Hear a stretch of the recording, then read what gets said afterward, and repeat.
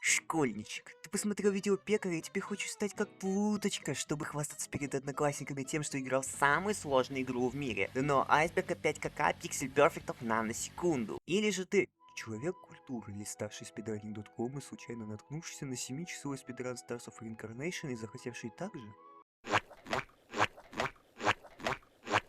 Да мне вообще до жопы. Ведь моя задача рассказать вам, как вкатиться в кайза-сцену Super Mario 64 в 2К25. Вы же слышали про кайза?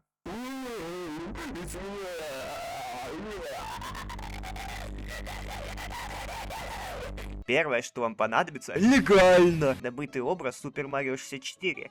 Для получения легально добытого образа есть несколько топ-страток, найдете вы их в интернете. Главное сделать это легально. Ведь Ведь вы же не собираетесь пиратить, так? получить образ вам нужно для накатывания на него патча, чтобы, соответственно, играть в ROM-хаке. Запустить ROM-хаки можно как на эмуляторе, так и на оригинальном железе. Предпочтителен первый вариант из-за того, что многие современные хаки на консоли могут работать, ну, как полное дерьмо.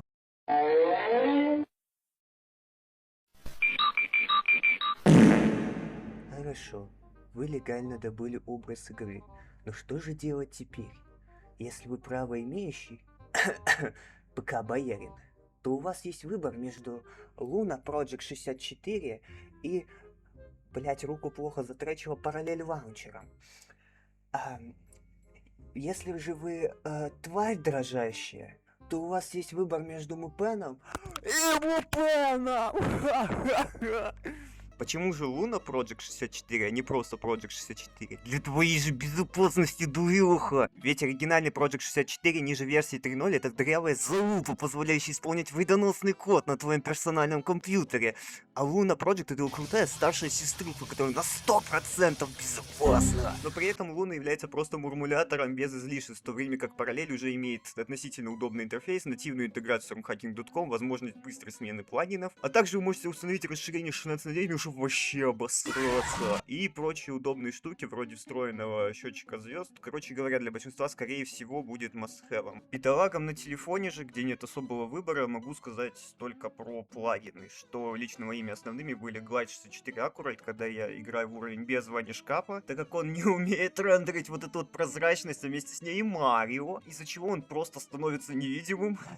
И GLN 64 Accurate, когда уровень с ванишкапом, и факт того, что GLN не умеет рендерить туман, его не нерфит. Так, уже после того, как записал весь звук для видео, я узнал, что все-таки выбор есть. Выбор между Мупеном и Мупеном от Хлорабайта. В чем их основное различие? Мупен от Хлорабайта может запускать ромы, весящие больше 64 мегабайт. То есть, ну, получается, в отличие от обычного Мупена, все ромы почти. Так что да, вот если вы хотите играть условно P3313, Lost Lunatic Tales или что-то такое, то нужно качать версию от Хлорабайта. Но на все это графическое безобразие вам будет насрать, если вы не сможете нормально управлять своим персонажем. И поэтому переходим к инпутам. Если вы скачали Луну, то, в принципе, даже стандартная раскладка там вполне сносная, особенно если ваша рабочая рука левая. Если же ваш выбор пал на параллель лаунчер, то управление по умолчанию там, как бы сказать, говно. Особенно Z забинженная на тап, из-за чего руку приходится держать, ну, в максимально неестественном положении. Короче, меняйте. Свои бинды я показывать не буду, ведь бинт это святое. Это как солдатик в Вархаммере, который имеет ценность только в том случае, если ты раскрасил его сам, либо тебе раскрасил его твой парень. Я ничего не пропагандирую, честно. Просто вот, ну, таковы обычаи фанатов Вархаммера, с этим ничего не поделаешь. Также ничего не поделаешь с тем, что откуда-то нужно брать ромхаки. Основной ресурс romhacking.com. Можете не регистрироваться.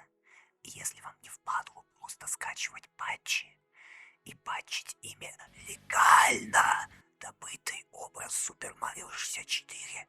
Но если же вы зарегистрируетесь, то это сможет делать автоматически за вас параллель лаунчер.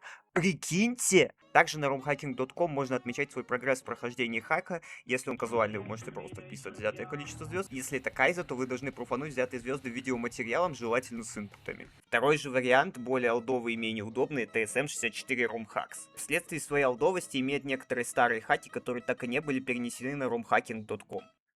Например, Мигали 3. Больше примеров я сейчас, к сожалению, вспомнить не могу. Из дополнительных программ еще можно поставить Star Display для более удобного отображения звезд и Project 64 Spy для отображения инпутов, если вы собираетесь стримить. Что стримить?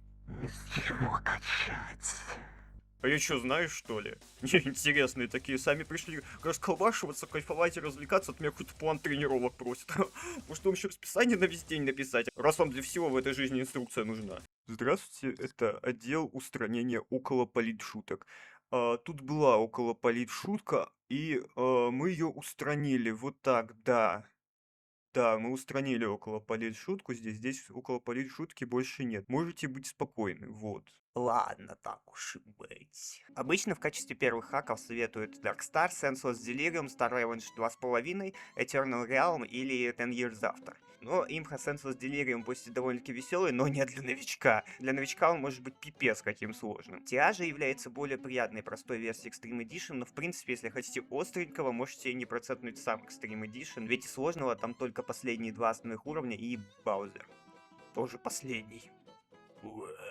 Кстати, также неплохим в Лайткайзе является Stupid Balls 2.5 Remnant of Brown.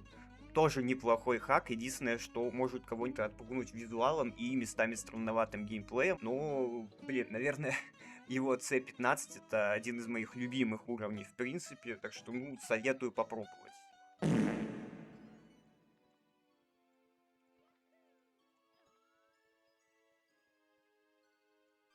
КГ!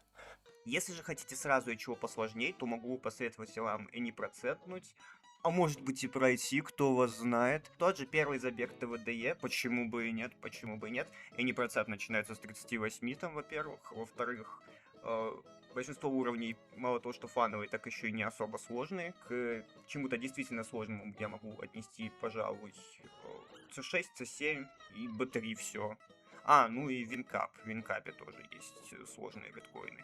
И в B1 тоже редкоины сложные, да. Раз уж упомянул ТВДЕ, то стоит упомянуть и Treasure World.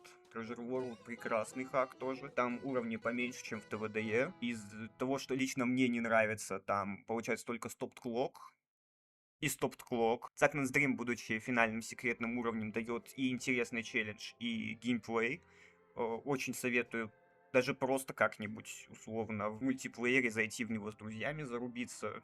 Почему бы и нет. Также к этой категории я отнес бы Extreme Edition, серии King Boost Revenge и Majestic Root. Вообще есть много крутых мажорных хаков, просто откройте rumhacking.com, как я уже говорил, отсортируйте, выберите, что нравится, и играйте. Вот с чего бы не советовал начать, это, наверное, только какой-нибудь Stars of the Beast первый и, наверное, большинство хаков нормала. У него есть неплохие хаки, но какой-нибудь Black Virus точно нет. Также поиграйте в легкие версии хаков Лизуджина. Они кошмарно перехейчены, но там есть множество интересных механик. Блин, ну где вы еще покатаетесь по реке в Китае внутри Марио, и это будет Кайза, и вы типа реально плыть будете и реально страдать. Нигде, конечно, нигде. Там очень много кастомных объектов, там имеются определенные интересные механики.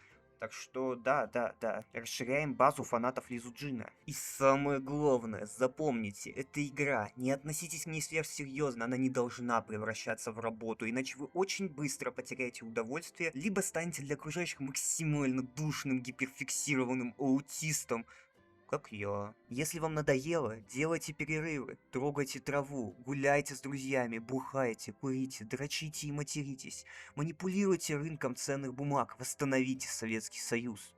Счастья, здоровья. Счастья, здоровья. Счастья, здоровья. Счастья, здоровья. Здоровья, счастья. Счастья, здоровья.